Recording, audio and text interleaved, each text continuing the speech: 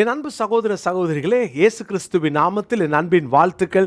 இன்றைய முத்து மூலமாய் மறுபடியும் உங்களை சந்திப்பதில் மகிழ்ச்சி அடைகிறேன். அருமையான தேவனுடைய பிள்ளைகளை, இந்த நாட்களில் அமலேக்கனை எப்படி மேற்கொள்வது என்பதை நம்ம தொடர்ந்து தியானித்து வருகிறோம்.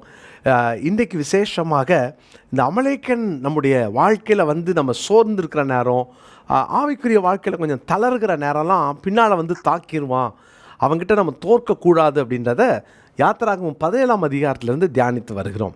அப்போது மோசே என்ன செய்தான் என்பதை பார்த்தோம். மலையின் உச்சிக்கு தேவனோடு தனித்திருந்த மோசே, தேவனுடைய கோலை கையில் பிடித்திருந்த மோசே, அது மாத்திரமல்ல நல்ல ஜெப நண்பர்களை தெரிந்தெடுத்த மோசே. அந்த ஒருவருக்கு ஒருவர் இருக்கிற அந்த அந்யோன்யம் தான் அமலேக்கனை மேற்கொள்ள வைக்கும். கீழே யோசுவாவோடு அமலேக்கன் போராடுறான், ஆனால் மோசேக்கிட்ட போராட முடியல.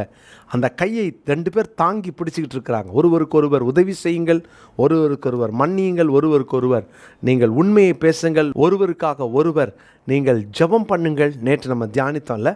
இன்றைக்கி தொடர்ந்து இன்னொரு வசனத்தை கூட நான் உங்களோடு கூட பகிர விரும்புகிறேன். ரோமருக்கு எழுதின நிருபம் 15ஆம் அதிகாரம் 7வது வசனம். ரோமர் 15:7. ஆதலால் தேவனுக்கு மகிமை உண்டாக கிறிஸ்து நம்மை ஏற்றுக்கொண்டது போல நீங்களும் ஒருவரை ஒருவர் ஏற்றுக்கொள்ளுங்கள். கிறிஸ்து நம்மை ஏற்றுக்கொண்டதை போல, அற்புதமான வார்த்தையில், கிறிஸ்து நம்மை ஏற்றுக்கொண்டதை போல நீங்கள் ஒருவரை ஒருவர் ஏற்றுக்கொள்ளுங்கள். அமலேக்கனை மேற்கொள்வதற்கு முக்கியமான ஒரு காரியம் என்னென்னா, இயேசு கிறிஸ்து நம்மளை ஏற்றுக்கொண்ட மாதிரி ஏற்றுக்கொள்ளுங்க. இயேசு நம்மளை எப்போ ஏற்றுக்கொண்டார்? வேதத்தில் நீங்கள் வாசித்து பார்த்தீங்கன்னா, லூக்கா 15ஆம் அதிகாரத்தில் ஒரு அப்பாவுக்கு 2 குமாரர்கள் இருந்தாங்க அப்படின்னு வாசிக்கிறோம் இல்லையா? இந்த 2 குமாரர்களில் இளையவன் அப்பாவை விட்டுட்டு போயிட்டான். அவன் போனதுக்கப்புறம் அப்பா தேடி போகல. அதில் ஒரு பெரிய ஆச்சரியம் என்னென்னா, தொலைஞ்சு போன ஒரு ஆட்டை தேடி மெய்ப்பன் போகிறார். தொலைந்த ஒரு வெள்ளிக்காசை அந்த பெண் தேடி எடுக்கிறாள். ஆனால் பையன் தொலைஞ்சதுக்கப்புறம் அப்பா போனாரானா, அப்பா வாய்ப்பு தந்தார், அவன் வரட்டும்னு வாய்ப்பு தந்தார். ஆனால் அந்த வாய்ப்பை பயன்படுத்தி கொண்டு அவன் வரும் பொழுது ஏற்றுக்கொண்டான். இங்கே வாசிக்கிறோம், ஒருவரை ஒருவர் ஏற்றுக்கொள்ளுங்கள் என்று பார்க்கிறோம். இந்த ஏற்றுக்கொள்ளுகிற மனப்பான்மை ரொம்ப முக்கியம். அங்கே சொல்லப்பட்டது, ஆண்டவருடைய அன்பு இளையகுமாரன் வந்தபோது ஏற்றுக்கொண்டார். இங்கே ரோமர் 15:7 ஒருவரை ஒருவர், நீங்கள் யாரை உங்களுக்கு பிடிக்கலையோ பகைக்கிறீங்களோ அவர்களை உங்களால் ஏற்றுக்கொள்ள முடியுமா? நிச்சயமாக நம்மளால் முடியாதுல்ல. நமக்குள்ளே ஒரு பகை இருக்குல்ல. திரும்ப சொல்கிறேன், அமலேக்கன் உங்களுக்குள் சில விதைகளை அவன் போட்டிருக்கிறான் இல்லையா?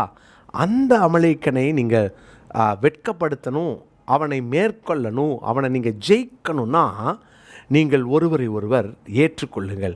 அநேக நேரங்கள் நம்ம பகையோடு இந்த உலகத்தில் வாழ்ந்து பகையோடு கண்களை மூடுகிறோம். ஒரு மனிதன் பகையோடு கண்களை மூடினா கண்டிப்பாக அவனால் நித்திய ராஜ்யத்துக்குள்ளே பிரவேசிக்கவே முடியாது. ஏன்னால் அங்கே பகை கிடையாதே. இந்த ஆத்மா ஒரு மனிதனை பகைக்க ஆரம்பிக்கும் என்று சொன்னால் அந்த ஆத்மாவை பிசாசு கேப்சர் பண்ணிடுவான். அது அவனுக்கு தேவைன்னு சொல்லி அவன் எடுத்துக்குவான்.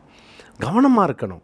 ஒருவரை ஒருவர் ஏற்றுக்கொள்ளுங்கள். இளையகுமாரன் அவ்வளவு அப்பா பேரை கெடுத்து அப்பாவுக்கு விரோதமாக அவன் வாழ்ந்து, அவன் அப்பா வீட்டை விட்டு அப்பா கொடுத்த சொத்தையெல்லாம் இழந்துட்டு திரும்பி அவன் வரான் பாருங்களேன். அப்பா அவன் தூரத்தில் வரும்போதே அவனை ஓடி போய் அவனை அணைத்து முத்தமிட்டு ஏற்றுக்கொண்டார். பிரியமானவர்களே, இந்த அப்பாவுடைய அந்த அன்பை பார்த்தீங்களா? இன்றைக்கி நம்ம ஒருவரை ஒருவர் ஏற்றுக்கொள்கிறோமா? எனக்கு தெரிந்த ஒரு சகோதரன் தன் சொந்த மகளை நான் ஏற்றுக்கொள்ள மாட்டேன்னு சொல்லி பகைத்த, எத்தனையோ ஆண்டுகளாய் பகைத்த ஒரு தகப்பனாரை அறிவேன். எத்தனையோ நேரம் அவர்கிட்ட நான் சொல்லியிருக்கிறேன். எத்தனையோ நேரம். ஒரு நாள் அவர் மரித்து போனார். அந்த பிள்ளை அழுதா பாருங்களேன். என்னை ஒரு நேரம் கூட என்னை ஏற்றுக்கலையா அப்பான்னு சொல்லி அழுதா. ஒரு வேதனையான காரியம். இப்படி அநேகரை நான் பார்த்துருக்கிறேன். செத்ததுக்கு அப்புறம் அழுது என்ன பிரயோஜனம்? இல்லை, செத்ததுக்கு அப்புறம் அவங்க நல்லவங்கன்னு சொல்லி என்ன பிரயோஜனம்? யோசித்து பாருங்களேன். உயிரோடு இருக்கும்போதே ஏற்றுக்கொள்ளாமல், எல்லார்கிட்டையும் குறை இருக்கும். எல்லார்கிட்டையும் குறை இல்லாதவர்கள் யாராவது இருக்காங்களா? கொஞ்சம் கண்ணாடி முன்னால் நின்றுட்டு என்கிட்ட என்ன குறை அப்படின்னு நீங்களே உங்களை கேட்டு பாருங்களேன். நிறைய குறைகள் இருக்கும், எல்லார்ட்டையும் குறை இருக்கும். ஆனால் கிறிஸ்து நம்ம ஏற்றுக்கொண்டது போலன்னு பவுல் சொல்கிறதுக்கு காரணம் அதுதான். கிறிஸ்து நம்ம ஏற்றுக்கொண்டது போல. இயேசு என்னை எப்படி ஏற்றுக்கொண்டார்? அவர் என்னை ஏற்றுக்கொள்வதற்கு நான் என்ன தகுதி என்கிட்ட இருந்துச்சு? யோசித்து பாருங்களேன். அவர் மாத்திரம் நம்ம செஞ்ச பாவங்களுக்கு தக்கதாக சரி கட்டியிருந்தா இன்றைக்கி நம்ம எங்கே இருந்திருப்போம்? இன்றைக்கி நம்ம ஜெபிச்சிருப்போமா? இப்படி உட்காந்து வசனம் கேட்டிருப்போமா? நம்ம ஆண்டவர் என்னை ஏற்றுக்கொண்டாரே. அநேக நேரங்களில் நம்மளை ஏற்றுக்கொள்றதில்ல. ஏழை பணக்கார வித்தியாசம் நிறைய பேருக்குள்ளே இருக்குது. இன்றைக்கி நிறைய பேருக்குள்ள ஜாதி வித்தியாசம், நிறைய பேருக்குள்ள சர்ச்சில் கூட உட்காரும்போது என் பக்கத்தில் யார் உட்காரணும்னு தீர்மானிக்கிற நிறைய பேர் இருக்காங்க. யாராவது வரக்கூடாது, என் பக்கத்தில் உட்காந்துடக்கூடாதுன்னு சொல்லி பக்கத்தில் பேகையோ பைபிளையோ வச்சுட்டு ஒரு இடைவெளி விட்டு உட்கார நிறைய பேர் இருக்காங்க. தங்களுக்கு பிடிச்சமான வரும்போது வாங்க வாங்க என் பக்கத்தில் உட்காருங்கன்னு சொல்கிற அழைக்கிறவர்கள் இருக்காங்க. ஸ்டேட்டஸ் பார்த்து பழகிறது. அருமையான தேவனுடைய பிள்ளைகளே, இதெல்லாம் தேவன் அங்கே வெறுக்கிற காரியம். இயேசு மட்டும் நம்ம மேலே ஸ்டேட்டஸ் பார்த்து பழகியிருந்தா நம்ம ரட்சிக்கப்பட்டிருப்போமா? யோசித்து பாருங்களேன். அப்போது கிறிஸ்து மன்னித்தது போல, கிறிஸ்து ஏற்றுக்கொண்டது போல நாம் ஏற்றுக்கொள்வோம். எப்படி ஏற்றுக்கொண்டார்? மன்னித்து ஏற்றுக்கொண்டார். குறை இருக்குது, அதை மறந்து ஏற்றுக்கொண்டார். குறை இருக்குது, அதெல்லாத்தையும் அவர் ஒரு பொருட்டாகவே பார்க்கல, ஏற்றுக்கொண்டார். வா ஏன்ட்ட வா. ஆனால் ஒன்று கர்த்தருடைய பிள்ளைகளே, நாம் அவர்கிட்ட வரும்போது நாம் உண்மையான மனஸ்தாபத்தோடு வந்துட்டோம் அப்படின்னா தேவன் அங்கே நமக்கு ஒரு பெரிய மன்னிப்பை கொடுக்குறார்.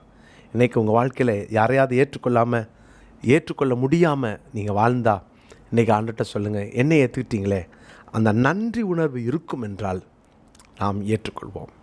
உங்கள் வாழ்க்கையில், உங்கள் குடும்பத்துக்குள்ளே, உங்கள் வேலை ஸ்தலத்தில் யாரையோ ஏற்றுக்கொள்ளாமல் இருந்தால் அதுக்கு காரணம் எனக்குள்ள நன்றி உணர்வு இல்லைன்னு அர்த்தம். அந்த நன்றி உணர்வு இருந்தால் என்னை ஏற்றுக்கிட்டார், நானே ஏற்றுக்கிறேன். ஏற்றுக்கொள்ளுங்கள், மன்னியுங்கள், கர்த்தர் ஆசீர்வதிப்பார். ஜெபிக்கலாமா? நல்ல தகப்பனே, நாங்கள் ஒருவரை ஒருவர் ஏற்றுக்கொள்ளுகிற மனப்பான்மையை தாரும். நீர் எங்களை ஏற்றுக்கொண்டது போல என்ன அழகான அனுபவத்தை எங்களுக்கு தந்தீங்க. எங்களை மாத்திரம் நீங்கள் மன்னிக்காமல் ஏற்றுக்கொள்ளாமல் இருந்திருந்தால் அன்றைக்கி நாங்கள்லாம் எங்கேயோ இருந்திருப்போம்ப்பா. எங்களை ஏற்றுக்கொண்டீரே, உமக்கு ஸ்தோத்திரம். ஆண்டவரே, நாங்கள் உம்மால் ஏற்றுக்கொள்ளப்பட்டதுனால தான் இன்றைக்கி உம்முடைய பிள்ளைகளாக நாங்கள் வாழ்ந்துக்கிட்டு இருக்கிறோம். நாங்களும் அப்படி பிறரை ஏற்றுக்கொள்ள எங்களை ஒப்பு கொடுக்குறோம், எங்களை அர்ப்பணிக்கிறோம். இந்த நல்ல வார்த்தையை கேட்கிற நம்முடைய பிள்ளைகள் நல்ல தீர்மானங்களை எடுக்க உதவி செய்யும். இயேசுவின் நாமத்தில் ஜெபிக்கிறோம் பிதாவே, ஆமென். பிரியமானவர்களே, இந்த நாளுக்குரிய மனப்பாட வசனத்தை குறித்து கொள்ளுங்க. ரோமர் 15:7 ரோமர் 15:7 மனப்பாடம் பண்ணுங்க. கர்த்தர் ஆசீர்வதிப்பார். பிரியமானவர்களே, அன்பின் வாழ்த்துக்கள். விங்ஸ் ஆஃப் விக்டரி IAS அகாடமியினுடைய 2024-25வது ஆண்டிற்கான சேர்க்கை நடைபெற்று வருகிறது. தரிசனமுள்ள, ஆர்வமுள்ள, நானும் IAS IPS ஆகணுன்ற அப்படிப்பட்ட தரிசனமுள்ள இளைஞர்களை நாங்கள் அன்போடு அழைக்கிறோம். நீங்கள் ஒருவேளை UGO PGO முடித்திருப்பீர்கள் என்று சொன்னால், இதற்காக ஆயத்தப்பட்டு கொண்டிருப்பீர்கள் என்று சொன்னால், உடனே கீழே காண்கிற ஃபோன் நம்பர் மூலமாக நீங்கள் தொடர்பு கொண்டு உங்களுடைய அப்ளிகேஷனை வாங்கி உடனடியாக நீங்கள் அனுப்பலாம். ட்ரைப்ஸுக்கு முழுவதுமாக நாங்கள் இலவசமாக கொடுக்குறோம். எனவே பழங்குடியினரை சார்ந்த பிள்ளைகளாக இருப்பார்கள் என்றால் அவர்களுக்கு நாங்கள் இலவசமாக இந்த பயிற்சியை கொடுக்க விரும்புகிறோம். என்ட்ரிவில் அவுட்ஸ்டாண்டிங்காக பெர்ஃபார்ம் பண்ணுற மாணவர்களுக்கும் முற்றிலுமாக இலவசமாக நாங்கள் இதை கொடுக்கவிருக்கிறோம். ஹாஸ்டல் ஃபெசிலிட்டி உண்டு. சிறந்த ஃபேக்கல்ட்டிஸை நாங்கள் இந்த வருஷம் ஒழுங்கு செய்திருக்கிறோம். எனவே வாருங்கள், பயனடையுங்கள். தேசத்தில் ஆண்டவர் பெரிய யோசேப்புகளையும் தானியேல்களையும் எழுப்பி இந்திய தேசத்திற்கு நீங்கள் ஆசீர்வாதமாக இருக்க உங்களுக்கும் ஆண்டவர் அந்த கிருபைகளை தருவாராக. God bless you.